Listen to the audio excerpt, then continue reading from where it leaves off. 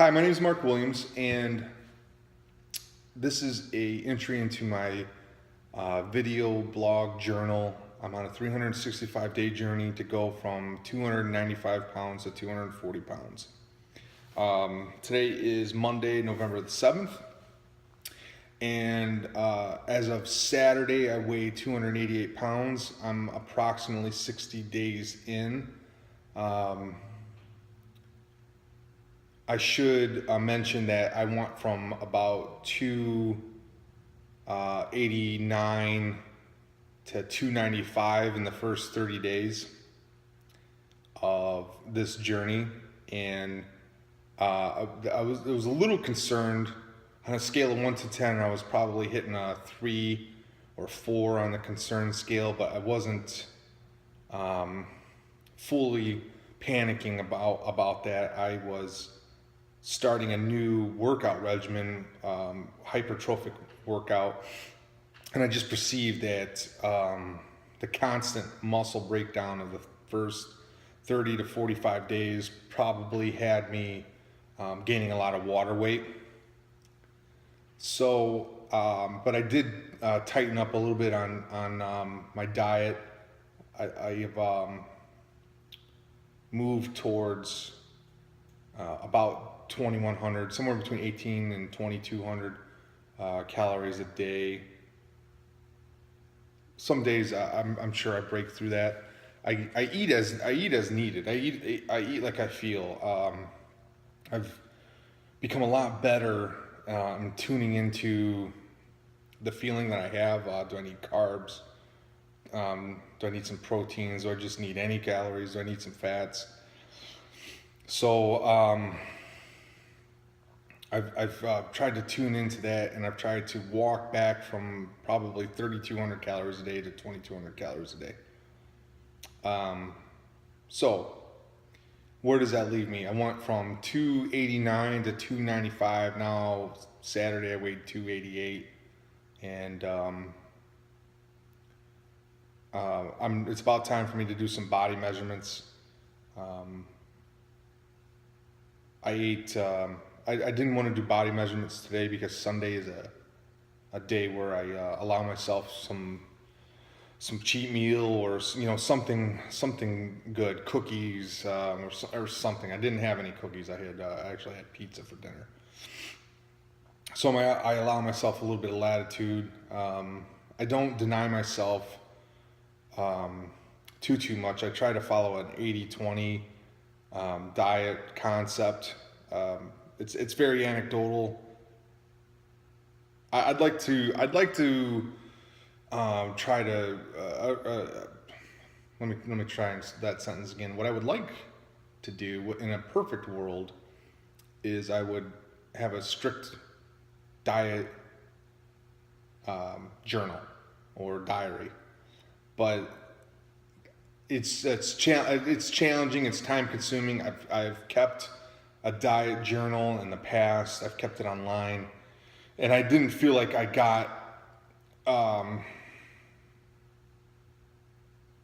benefit from it. I didn't see a change in what I looked like in the mirror.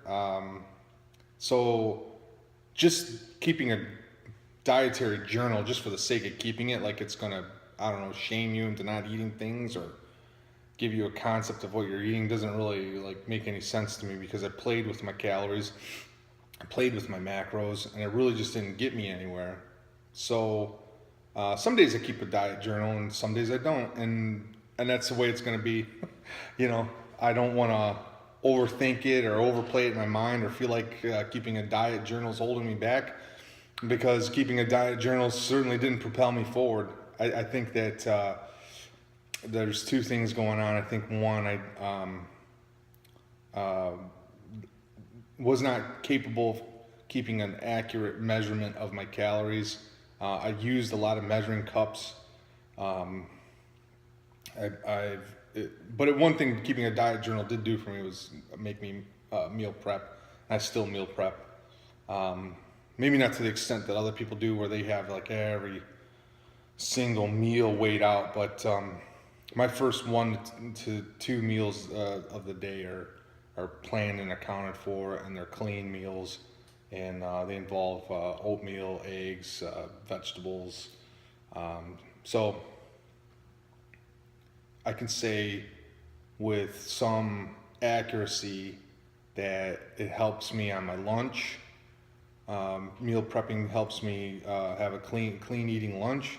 Even though I didn't probably prepare my lunch, I prepared the early morning meal, and I prepared the second meal of the day. My third meal of the day, lunch,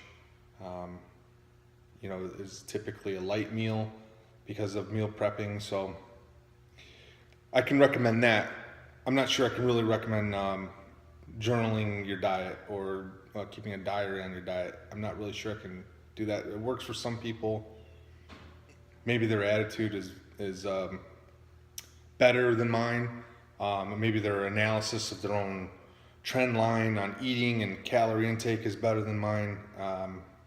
Maybe I just lack the analytical powers to understand what I was really doing with my diet. But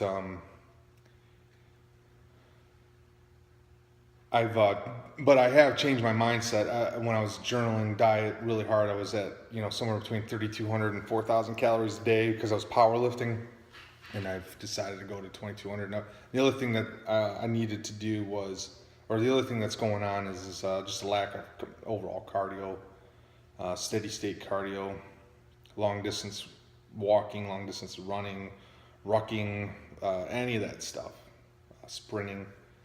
So this workout program has been about cardio first, hypertrophy workout second. And I feel like I'm trending in the right direction. But we'll find out. We'll check in at the 90-day mark. That's coming up soon. Around the 5th, 6th of December, we should have a good idea of how well cardio has worked out for me. So that's today's injury. Today was chest and back. The only thing that I didn't do that I wanted to do today was deadlift. I walked for 30 minutes, but I got up and I did some pretty significant lifting.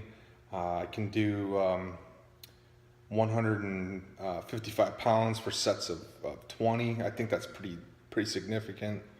I'm exploring my 20 rep max and my 12 rep max, trying to explore the upper boundaries of my muscle lifting or my weightlifting endurance, my muscle endurance.